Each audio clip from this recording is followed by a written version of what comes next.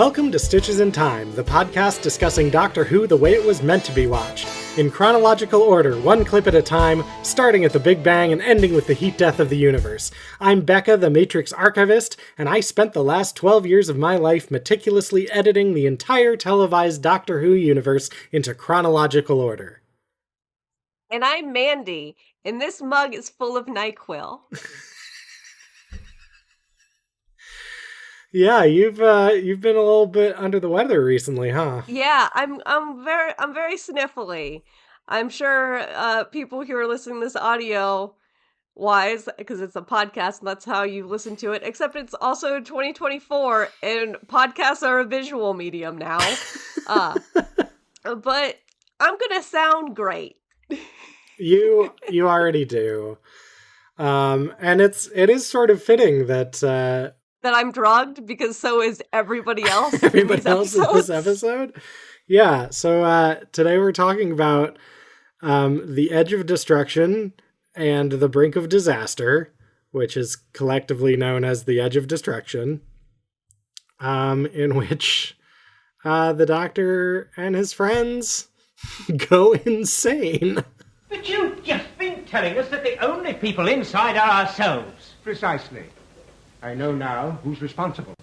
You are. You sabotaged my ship.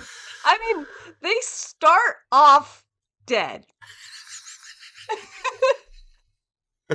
Yeah. The way that this starts, like, it's just all of them lying on the ground, like, just, like, thrown into things. Their bodies just strewn about, and it just says, the edge of destruction. And then, what caused the edge of destruction? David. And just, the name David is just plastered over their bodies. And I know, like, you're gonna try to tell me that it was the title cards, but it's not, because we already watched the title cards. We watched 10 minutes of them. Oh, so yeah. This isn't the title, this is in-universe. David's putting his name on the work and said, I did this. May David. I like the universe in which the text, the titles are just literally appearing in the air. That's a good fan theory, I think. I think that it's the truth and what actually happened, because I'm correct. Oh my gosh. So I want to bring up something about the titles of these two episodes that I think is very funny. Because we've got the edge of destruction and the brink of disaster, which are basically the same phrase, with the exception that destruction is more intimidating than disaster.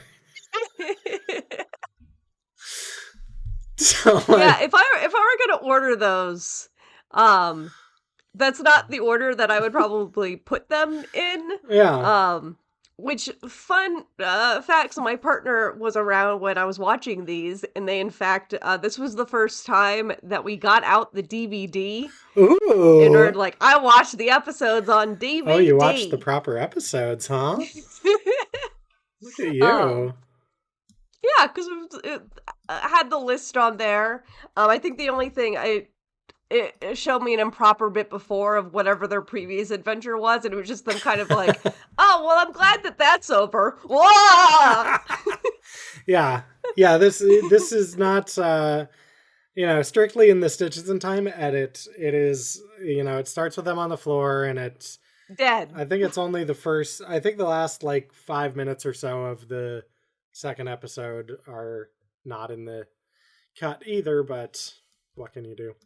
Well, Yeah. watch the episode, but Ben was around and they gave me a fun fact of, I guess they had the BBC at one point aired, I think they were saying that it was in the 90s, they just were airing a bunch of random episodes, and this was one, and they aired it out of order. Well, we know this. They aired it out of order. It was the original run was aired out of order. Even chronologically. Oh, even the from second episode. Even from what the BBC thinks is the correct order. We should clarify. There's the correct order, and then there's the BBC order.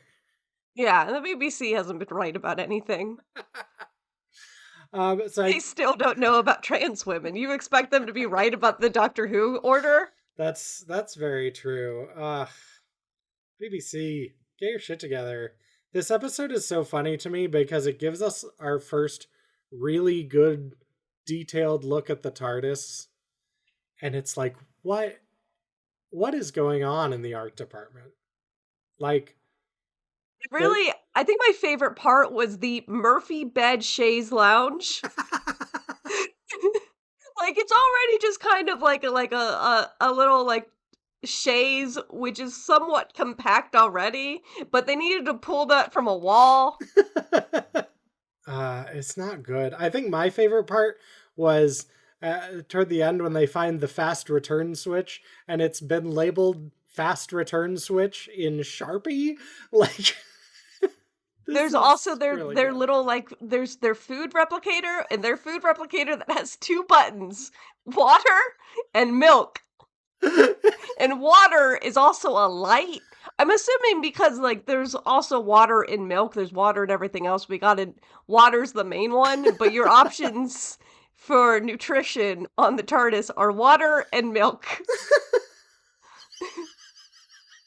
If you want something else, goodbye. And then they, like, later on, because the thing isn't working, so everyone is strewn about, and then they kind of slowly wake up, and Susan is like, oh, we're all dead, I'll go get some water. And she tries to go to the water machine, and the water machine is just flashing, and she never tries to get milk. I feel like we should at least try the milk button. Maybe the milk was working.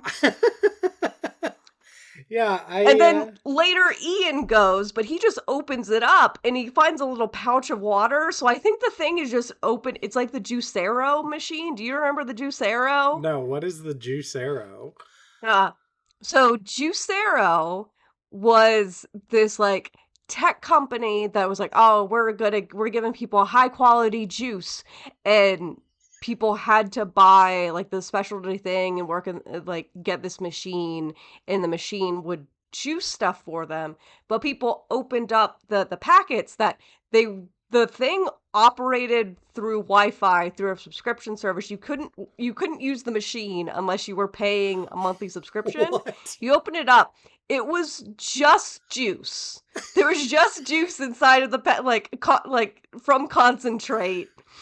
And it was just basically opening the little packet and squeezing it. And their big thing was like, oh, we're giving you the freshest, nicest ingredients. Like, we're juicing all this stuff for you. He was like, no, you're just squeezing it back. So it didn't. Apparently, it just ended up on the TARDIS.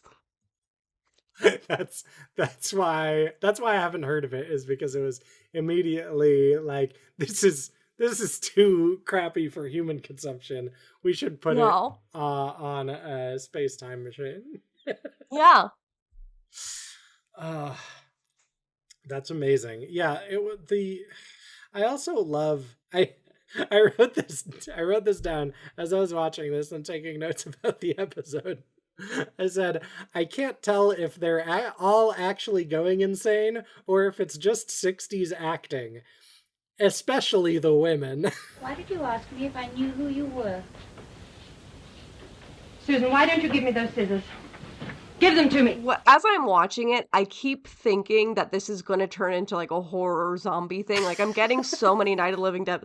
Like, there was just one bit where they look over at, it's Ian. I keep on wanting to call him Chester Ian, but I think it's Ian Chesterton. Look, if the doctor can't get his name right, how are we supposed to? You know what I mean?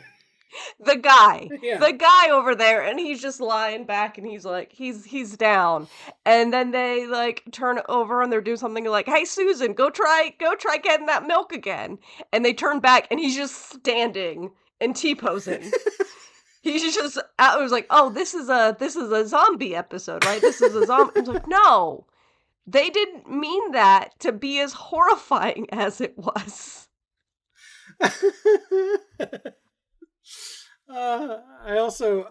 I really like, I want to talk about the costumes in this for a second, because the cult outfits. yeah, like so they're all dressed normal, and then all of a sudden, like, Barbara goes to visit Susan, and Susan is in what I can only describe as a 1960s goth outfit. Like, It's very Handmaid's Tale, particularly, like, she wears, like, a little, like, bonnet at some point.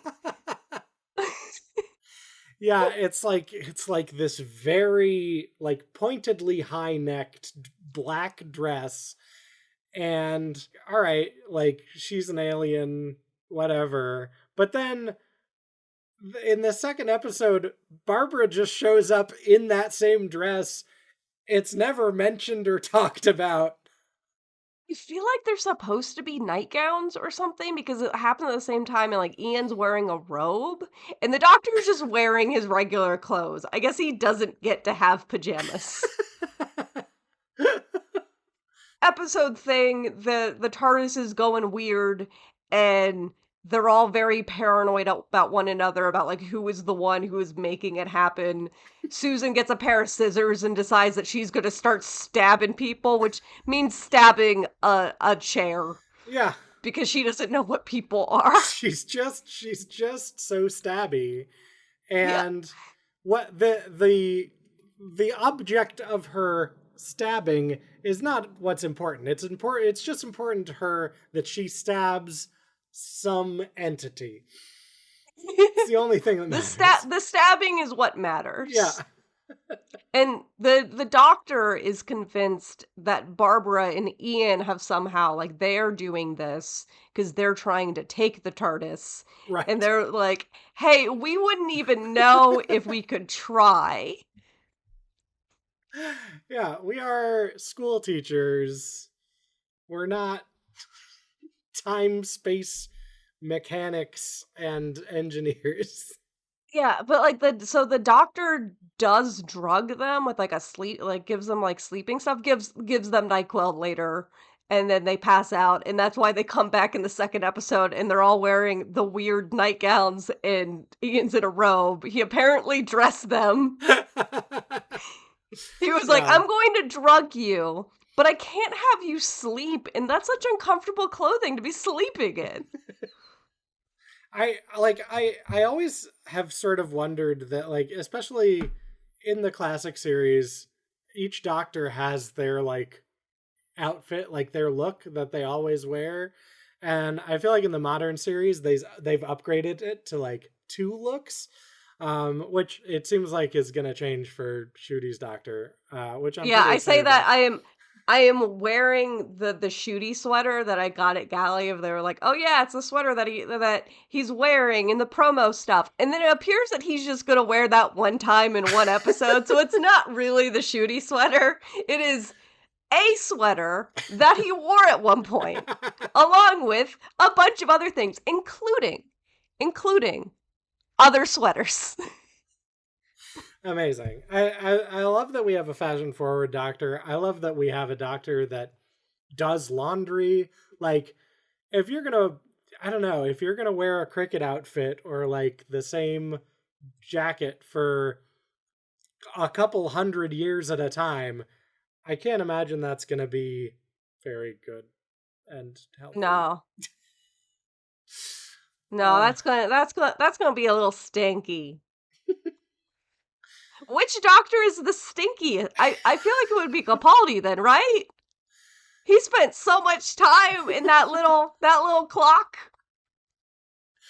He did, but there were a bunch of him in there, so it wasn't the same smelliness getting used over Was and it the over same again. outfit? I think it was the same outfit, though. Yeah. Oh, yeah. I guess that's true. He does dive into the water though, so that's kind of like bathing, right? From the beginning of the episode, when they all get thrown around, the doctor, I guess, bangs his head, which is the reasoning for why he's like this for the entire episode. And you get a kind of a tracker of how out of it he is, because they put a bandage on him, and Susan does this whole explanation about, oh, there's medicine in it, and that's why it's all these weird colors. And when the bandage is white, that means the injury is healed. So you're just waiting, because at first it started off and it's like all stripy, and he's just waiting to fight everyone. I was like, you're taking my ship! I'm gonna kill all of you! And then the second episode, he just has like one or two, and it was like, I guess I was being a little unreasonable. It's it's a health bar. He's literally just got a health bar like wrapped around his head, and we're just waiting for it to fill back up. When you said the doctor hits his head and that explains why he's like that for the rest of the episode, what I thought you were going to say is the doctor hits his head to explain why he's like that for the rest of the show. Yeah, also that. What if he was just like a normal really grounded dude right up until this episode? And then he was like, no, I'm a crazy alien. I mean, I have not seen enough episodes to know whether or not that is the case. That could very well be the case. Because I know what the doctor is after this. Fair. And it's not great. I would not call that an mentally well person. I really liked the there's a moment in part 2, which, let me remind you, is called The Brink of Disaster, where the doctor says very dramatically, we're on the brink of destruction, so that all 4 of us must work closely together. And I'm like, oh, was he supposed to say the title of the episode there? Because that's not what it was. I think he was. I like that he didn't really have any reason to say that. They get so many, because they keep telling us that a bunch of weird stuff is happening, but because it's the 60s and like the way that it's shot and the way that it's acted, it's hard to tell that anything is going on. But they keep telling us of like, oh, the TARDIS console, there's like a light that flashes if something's wrong, and like, what if all of the lights were flashing? I don't see any of the lights flashing. Yeah. They were just like, wouldn't that be wild if that happened? They do have a thing where whenever they try to go to the console, they'll get a migraine. And so that's scary to them. It's easy. It's easier than having some practical sparking effect like they have in the modern series. They have a TV that's showing them a screensaver, and they're terrified of it. And it's a regular thing where they keep saying like, oh, that's this place. Maybe we're here. And then they're like, no, it's a picture. And then they go to another one and go like, oh, that's this place. Maybe we're here. Oh no, it's just a picture. Couldn't the TARDIS also be taking pictures of the outside? Does it have to be a video? It's... And the big scare, like the from part 1, the thing that is happening that is freaking everyone out is that the TARDIS doors are opening. TARDIS doors are opening, and then they're closing sometimes, and they're like, it shouldn't be doing that. We have to open the doors. It can't open the doors. And they all have theories. Like, Susan becomes very convinced that means somebody has gone inside, and it has taken over one of them. And it's definitely not the one holding scissors and stabbing stuff. Oh, Susan, you sweet summer child. It's definitely Barbara, who is the only one who is sane for the entire episode. Well, except for the fact that she decides to wear that terrifying culty goth dress. I don't think that she chose to wear it. I think that she got drugged and woke up in it. Oh my gosh. There's so much going on, like, outside of the frame of what we see, but, like, not in a way that is interesting or building suspense. It's just, like, confusing of, like, why wouldn't you point the camera toward, as you said, the wall of lights blinking a bunch? We do look at a sculpture, just a weird sculpture, and they're like, this is supposed to be a clock, and it's not working. And it was like, I wouldn't be able to tell time from that normally. Yeah, So I had no idea what that was. First I was just like, what is that supposed to be? And then they were talking about like it's a clock. and they become convinced that time has stopped. All of time has stopped. Babes, it could just be the clock. Sometimes the clock stops. So one of my big pet peeves with a lot of like, and Doctor Who has had its fair share of being guilty of this as well, but like there are so many times when I've seen things like, oh, the clocks have stopped, that means time has stopped. What is so special about like the physical cogs and stuff that make up clocks specifically that they're the only ones affected? Oh, the clocks are turning backwards. It's like, okay, but the sun isn't like setting in the east. Like, what's happening? There's nothing special about clocks that makes them also be able to tell you if there's a time distortion, something happening. Like, time as a construct, which as we have talked, based off of the Christian calendar, because Doctor Who believes in a Christian God, clocks are just a way to kind of like show and like provide a measurement for that time.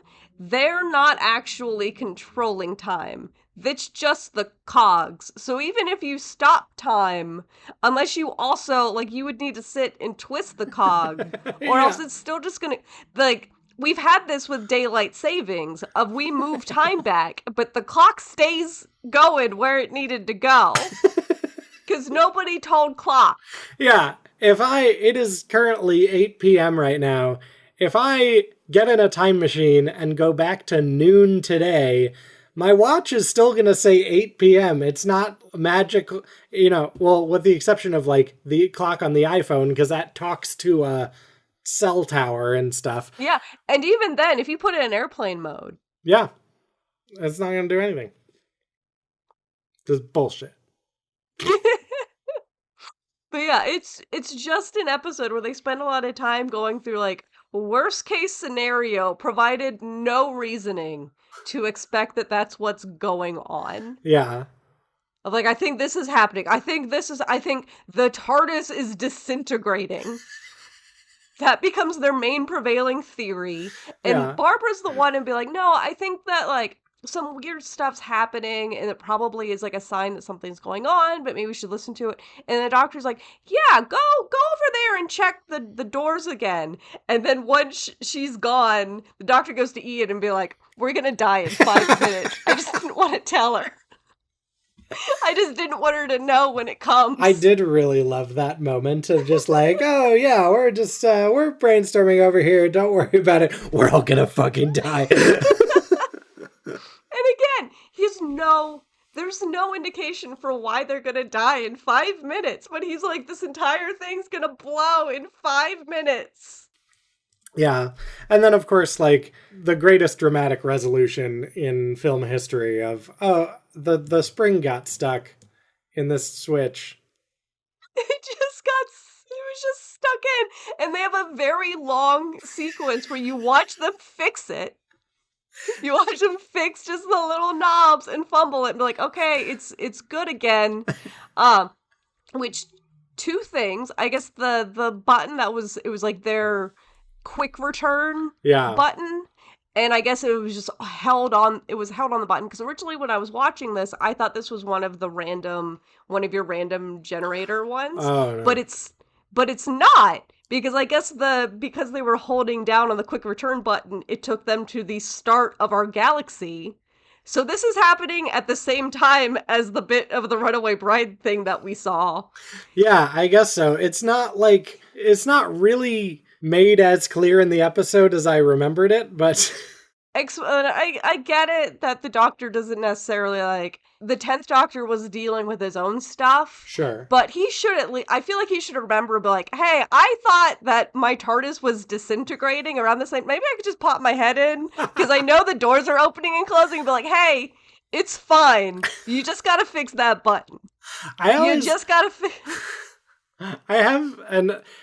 this like brings up a thought I've had about Doctor Who of like, there's the moment in The Girl in the Fireplace where he gets stuck in the past and then he's like, I guess I just have to like wait 3,000 years until I get back to my friends or whatever. I was like, no, you know where you're gonna be. Like, just wait, I don't know, a decade and then you'll show up. Just get to the place where you're gonna be. Yeah. I also love that, like, at the end resolve, they've all stopped being all crazy, and the doctor shows Susan, like, here, Susan, here's what the problem was, and does it very, like, here's how you can tell that this was a show for children, because they need to, like, show a moral, we need to learn something, like, sometimes a button is just working incorrectly, and that's why you went insane and tried to stab everyone with a pair of scissors. Because this button was wrong. That's why we all had migraines. Look, sometimes everybody in your whole house is batshit insane and trying to kill you because buttons don't always work correctly. Because, you know, you see my flashlight? You see my flashlight? It's like the flashlight here. My favorite part of that moment is because if you watch it in the BBC order, the first episode, all the pilot is Barbara and Ian talking about this girl is like really weird, but she's this insane genius who like, she knows so much more than any of us. And then cut to this episode where the doctor is like explaining for like a good 3 or 4 minutes how a button works. Like... Like, really? Yeah, like she is 7. And like she's just nodding along. I was like, I get it now. Oh, like, okay. You had memory loss. You had severe memory loss where you were not sure who anyone was. Look, I refuse to do math in any fewer than 5 dimensions, but so there's a spring in the button of your flashlight? Andy, we've got a long road ahead of us with this podcast. How many buttons will there be? What if that was every time the doctor flips a switch or presses a button or uses some control, there's just like a detailed explanation of like, not what the control does, not like, oh, this is the accelerometer that helps us get through the time vortex or whatever, just like, so this is a wheel, and when I turn the wheel, there's a rod that goes into the TARDIS that also turns with the wheel, and there are gears on the, like... Yeah, I also love this as the progression from, like, I know from having watched a lot of modern Doctor Who, where they're very much like, oh, the TARDIS is this entity. It's like this spirit unto itself. Yeah. From here, where Barbara's like, hey, could the TARDIS be trying to tell us something? And the Doctor's like, no, it's a machine. What are you talking about? It's a bunch of bobs and wires. And it replaced time by the light on the fault indicator. Yes, it did. It's... What do you mean, my machine can't think? It's not telling us shit. My like fan theory is that the Doctor does like, it's all true that like the TARDIS is like a living entity that like has its own kind of, you know, motivations and kind of stuff. That's definitely more of a new series kind of feeling, but my fan brain is just like, the Doctor just didn't know anything about TARDISes before this. Like, it took him a while to like really understand what a TARDIS was, which is also probably why he can't really control where they go.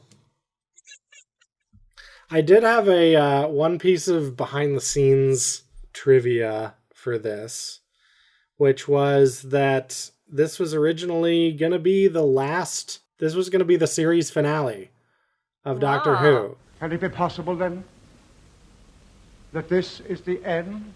The BBC only commissioned 13 episodes. These was episode 12 and 13. And then they were not going to do it. And they were fully ready to cancel it. They even like canceled it when they were like still in pre-production for the whole, like they canceled it before it aired. This comes right after the Daleks Yeah. aired, and Dalek Mania like exploded and saved the show. So this was one of many Could times. you imagine this being the last thing they put on air?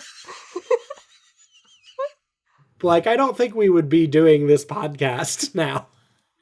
No. Like, I don't think any of us would have ever heard of this show if it had gotten canceled after this episode. I actually also have a bit of trivia to go along with that, because again, we pulled out the DVD for this, and the DVD came with a little booklet, so I read the booklet. Oh, cute. And part of the reason, because they got a 13 episode order, but they didn't have enough material for a 13 episode order, and they were trying to see if they could like stretch out the Daleks, and that wouldn't really work, and they just needed 2 episodes. They also had stuff for like an 18 episode if they could do like the stuff next, I guess it would be Marco Polo stuff. Oh yeah. But they're like, we also can't really shorten that into 2 episodes, so we're like, we just need these 2 episodes. So this was written in 2 days, just kind of slapped together. Wow. I mean, it shows. Yeah, I think that was probably from, like, because this was in, like, the writing phase of it, and then it was like, we're not really gonna need to make more than 13, we're good. Yeah. Oh, that's amazing. I didn't realize it was that quick.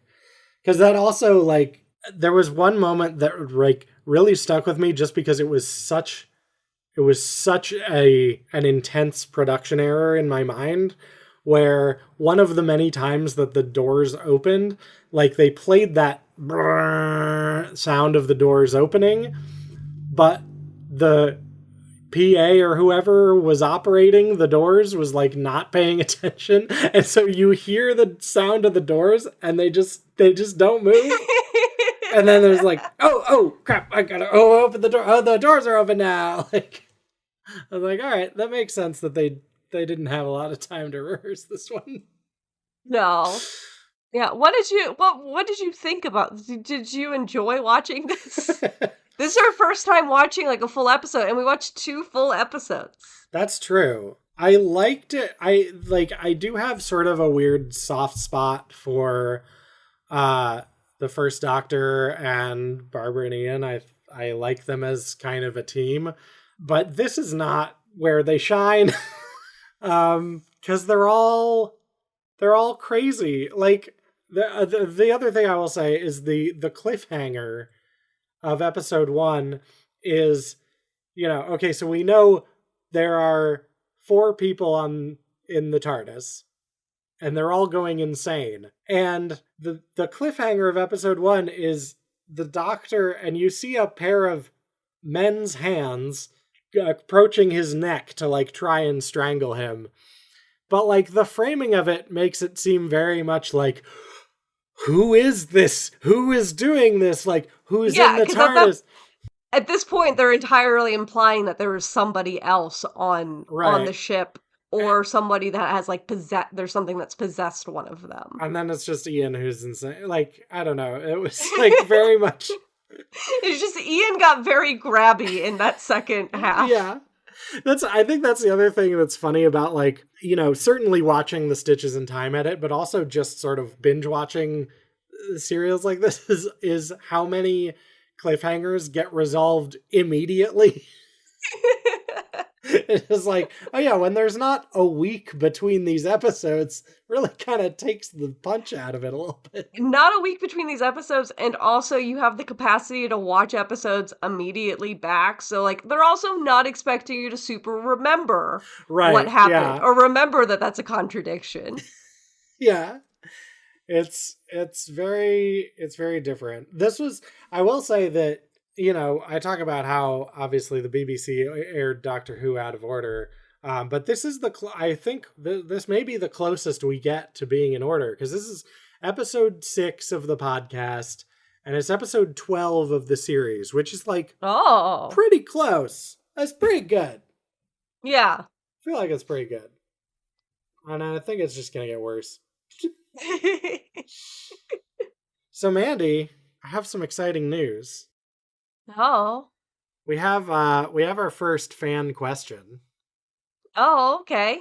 And this Who comes could it be from? This comes to us. It's great because we also have not posted this yet. Yeah, we haven't even at the point of this recording, we have not even announced that this podcast will ever exist. And yet we have our first listener question from Mandy in Los Angeles.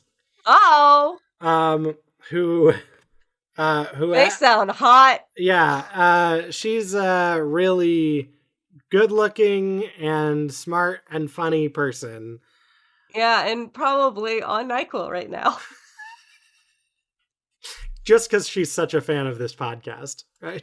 So she asked me what the breakdown was of like how much of Stitches in Time takes place in the past, present, future, etc. So I went to my spreadsheets and I wrote some macros and I crunched some numbers and I've got some stats. Yeah, you gotta pay attention to the micros. Like, I know there's all the focus on getting your protein numbers, but if you don't get your vitamins, you are gonna be losing all your hair. That's what those people who eat raw meat all the time will not tell you. Please have a vegetable. Oh shoot, I've just been eating Excel spreadsheets this whole time. I knew I was doing something wrong.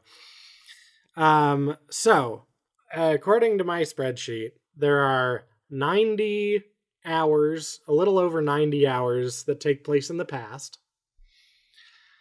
There are a little over 131 hours that take place in the future. There are a little over 200 hours that take place in the present. And Is that with the understanding that the present has changed? Has changed. Basically, the way I treat the present if it takes place in plus or minus 5 years from the air date of the episode, then it's the present. And then there are 94, just shy of 95 hours that are like unknown or like not dated by the show. Ooh. So is that factoring in, like, we do have episodes that took place, like, they're taking place in their past, but it's present to other episodes of the show, and there's also episodes that are in the future, but it's currently now the past. Yeah, exactly. So like that's considering like the 10th Planet, for example, which is a first Doctor story that I think takes place in like 1986. That's technically a future episode because it takes place in the future of when it aired, even though it the show was still on when that year happened. So the majority is contemporaneous, which would make sense because that's going to be the cheapest to make. Yeah. So the percentage breakdowns of these, 39.5% are in the present, 17.29% is in the past, 25.09% is in the future, and 18.1% is unknown. But I also went through and looked at where those unknown episodes, like where they're placed in relation to it. So if you put the unknowns into the fabric of everything, once they've been stitched into time, as you will. Mandy. So the way that breaks down is that we get 20.6% in the past, 39.51% in the present, and 39.89% in the future. So like in that breakdown of things, the future actually ekes out a victory there. By 0.38 percentage points. So there you go, Mandy from Los Angeles. If you're listening, thanks for tuning in. And there's the answer to your questions. And if you have any questions, you can also be recording this podcast. If you would like to ask questions, just be on this podcast. Now, we're going to set up some social media stuff so you can ask questions there. You can already send me emails at matrixarchivist@gmail.com. And you can send me questions at customerservice@tacobell.com. This is my favorite bit. Ring that bell. Look, we all just want to live a little moss. Yeah, so I don't know. I think that stuff's pretty cool and interesting, and if you don't, then you're wrong. Do you have anything else for this ep? Any last thoughts? Hide your scissors. All right, bye everyone. Farewell. Thanks for listening to Stitches in Time. Music by Becca the Matrix Archivist. Art by Mandy Okendo. Logo by Ben Padden. Find us on the web at www.stitchesintie.me. Stitches in Time, but with a dot in the middle of the word time. If you put the unknowns into the fabric of everything. Once they've been stitched into time, as you will. Oh, Mandy. Oh, you. We're on the brink. You branding genius. We're on the brink of disaster. Or is it the brink of destruction? I can never quite remember. The brink of D's nuts. Mandy's nuts. My brain is broken. I'm sorry.